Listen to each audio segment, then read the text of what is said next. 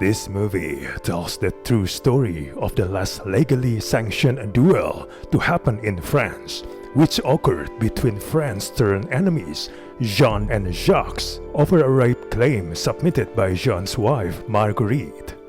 Sorry for the pronunciation.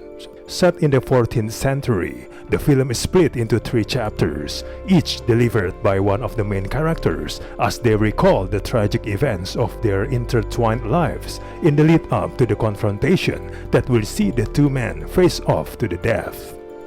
Each main character gets a chapter in which events leading up to a public fight to the death are presented, while the last chapter is called The Truth.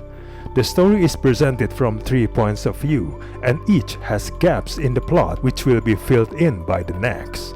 There are 3 screenwriters to write each chapter, with one of them contributing the final installment from the female perspective. This 2.5-hour film feels lopsided and unwieldy. The appeal of the cast cannot save Ridley Scott's bloated historical epic.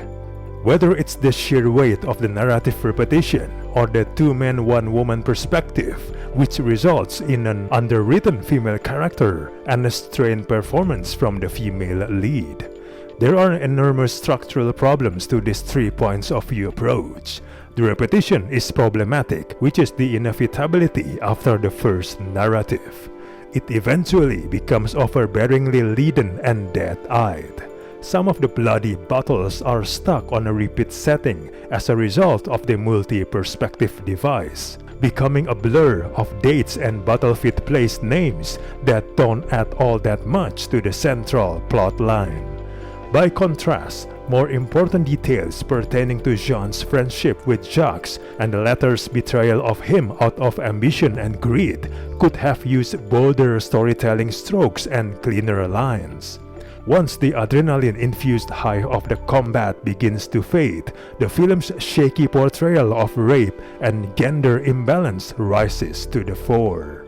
By the time the film gets around to showing its hand as an episode of medieval Me Too movement, it has numbed us with so much flash that the heart of the story has almost been drowned.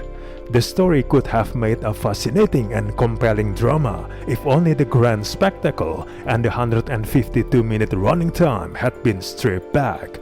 Despite female screenwriter on board, the movie still possesses a masculine aggressiveness that eclipses its attempt at becoming a historical drama for the Me Too movement era.